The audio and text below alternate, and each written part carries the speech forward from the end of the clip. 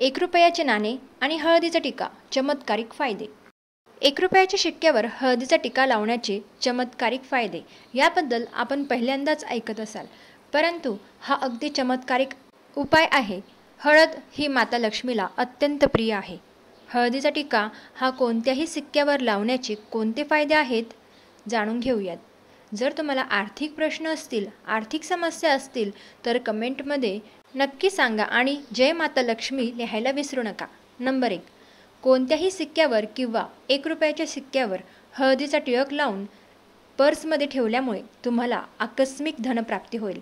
पैशांची तंगी दूर होते. हा उपाय गुरुवारी किंवा शुक्रवारी करावा. नंबर 2.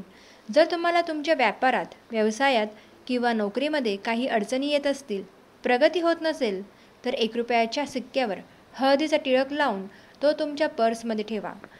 यामुळे तुम्हाला धनलाभ होईल, प्रगती होत राहील, कामाच्या ठिकाणी असलेल्या अडचणी सुटतील, लवकरच प्रमोशनही मिळेल.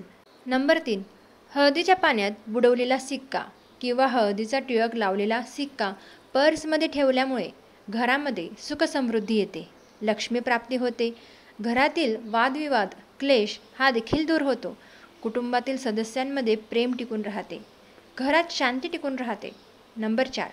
हळदीला सौभाग्य आणि शुभदाकारक मानले जाते.